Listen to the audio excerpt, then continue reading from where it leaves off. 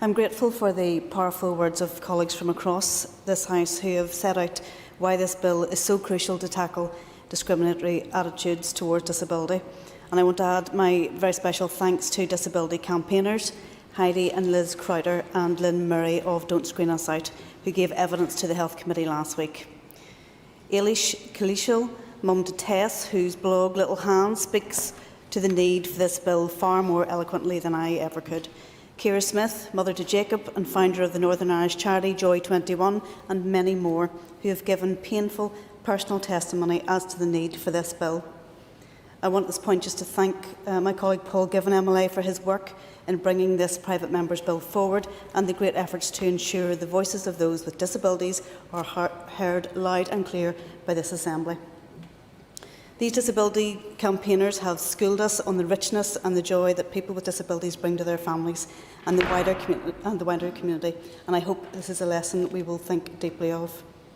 Today we have an opportunity to work together to ensure our laws better reflect this truth.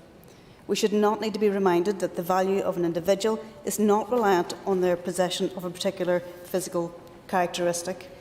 But hearing the stories from parents who, at the birth of their child, have been met with silence or received expressions, not of congratulations, but of sorrow, tells us that we have quite some way to go in this regard. And I commend Joy 21 who are doing a fantastic work in providing resources to new and expectant parents whose child has a diagnosis of Down syndrome to ensure they receive the warmest welcome, a welcome shaped by the voices, the stories and encouragement of those who themselves have Down syndrome and their families. The regulation which permits abortion up to birth in the case of non-fatal disability should never have been made. The Disability Rights Commission, now the Equality and Human Rights Commission, have said of the equivalent disability selective abortion provision in the 1967 Act, and I quote, "It is offensive to many people. It reinforces negative stereotypes of disability and is incompatible with valuing disability and non-disability equally." And I end the quote there. It concerns me greatly that some 30 years after that provision was introduced in Great Britain, we have simply reiterated those negative stereotypes here. We must fully comprehend the shadow that is thrown over these children's lives when one of the very first conversations their parents have with their antenatal teams is about termination.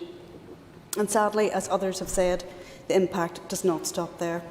One woman in England has spoken out on social media recently about her experience of being asked at a hospital appointment why she chose not to terminate her daughter Betsy, who was, by this point, 3 years old.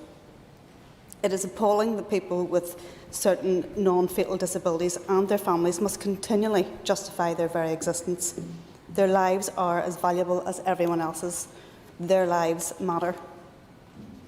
Voting in favour of this bill makes it plain to all that the harmful stereotypes perpetrated in conversations which suggest that life with certain disabilities is not worth living do not have any place and should not have any place in our society.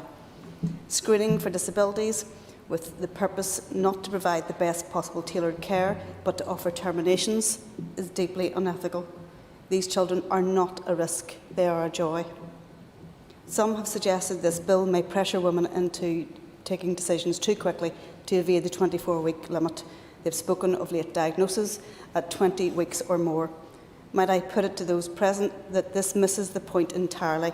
No one should be pressing women to have a termination for a non-fatal disability at any stage of pregnancy.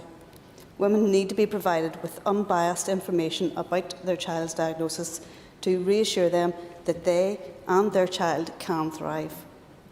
I am very conscious that in the context of the pandemic, our duty to ensure people with disabilities have all the support that they need to thrive, and that has never been clear. A recent survey conducted by Disability Action highlights significant concerns amongst people with disabilities and their families regarding the ability to access support during the pandemic and in the longer term. And I am aware that a number of schools for children with special educational needs have been struggling to remain open for full-time education. And we must listen to those with disabilities and ensure that there are improvements made within these areas.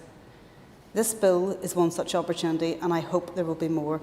More than 1,500 people with Down syndrome and their families have signed an open letter giving us a very clear message. Regarding the Regulation 7(1)(b), they say, and I quote, "This is discrimination and it will likely have a devastating impact on the community of people with Down syndrome." Mr Speaker, they have called on us to vote for this bill. My own constituency office in South Antrim has received hundreds of emails, letters and calls from local constituents urging the same, and I know that every member of this House will have received many also. I ask the members of this House to join me in responding to their call. Thank you.